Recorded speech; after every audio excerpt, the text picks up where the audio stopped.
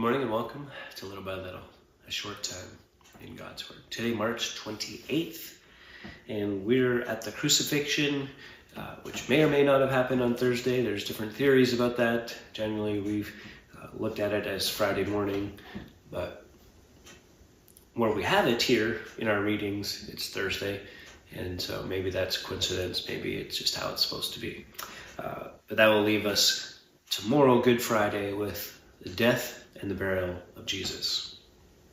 And it'll leave us perfectly in place to go from sorrow to joy, from heartache to rejoicing on Sunday morning with that empty tomb. So, chapter 23, verse 26, they led him away. They seized one Simon of Cyrene, who was coming in from the country, and laid on him the cross to carry it behind Jesus. And there followed him a great multitude of the people and of women who were mourning and lamenting for him. But turning to them, Jesus said, "Daughters of Jerusalem, do not weep for me, but weep for yourselves and for your children. For behold, the days are coming when they will say, Blessed are the barren and the wombs that never bore and the breasts that never nursed. They will begin to say to the mountains, Fall on us, and to the hills, cover us.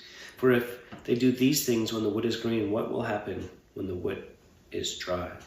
Two others who were criminals were led away to be put to death with him. And they came to the place that is called the Skull. There they crucified him, and the criminals, one on his right and on the left. And Jesus said, "Father, forgive them, for they know not what they do." They cast lots to divide his garments, and the people stood by, watching.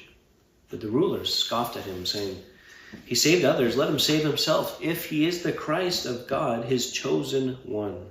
The soldiers also mocked him, coming up and offering him sour wine, and saying, "If you are the king of the Jews, save yourself."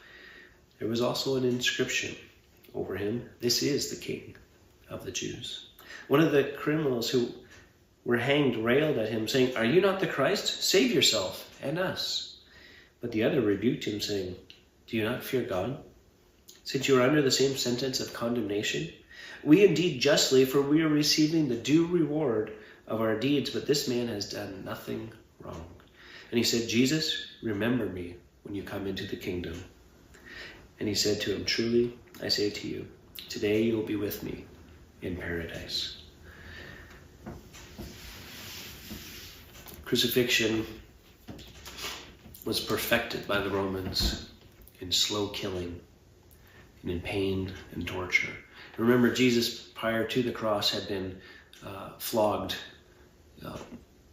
beyond recognition. So his back was just flayed wide open and beaten, thorn on his head, deeply embedded into his head.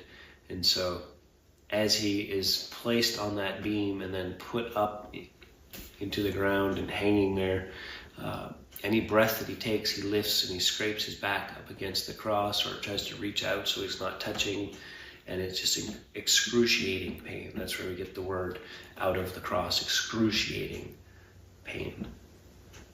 And so the physical pain, and during this time he's thinking of others. You know, they're crying, and he's like, "Don't weep for me, weep for those who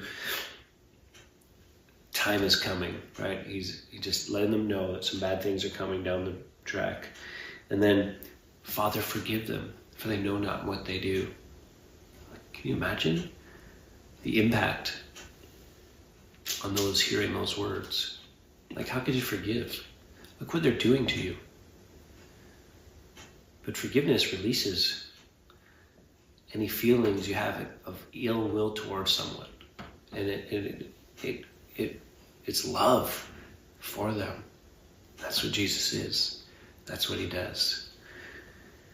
And he gets mocked by the religious crowd. He gets mocked by the Roman soldiers. He gets mocked by one of the criminals.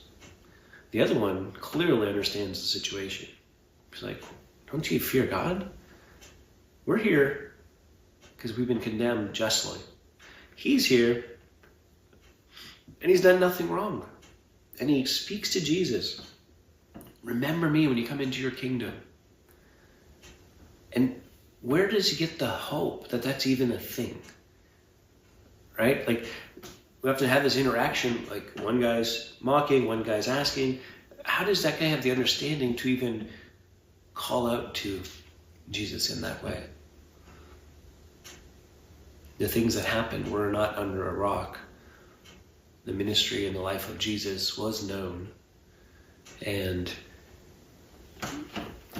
the crowds and all the spectacle, the things going on in and around that moment was enough, perhaps, for that criminal to look at Jesus and know he did nothing, and know that there's more to the story, and he asks to be remembered.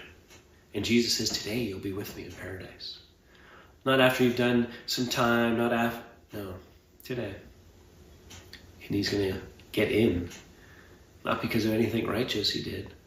He didn't go to a Bible study, he didn't tithe, he didn't give, he didn't do anything but believe, put his faith in Jesus. And the cross is an ugly, ugly thing. And as you take some time today and tomorrow to just be thinking about that, how painful, how horrible it was, is even more painful, even more horrible than you can imagine, because of the sins of the world. My sin, your sin, placed upon Jesus. And he bore all of that. Till next time, keep growing.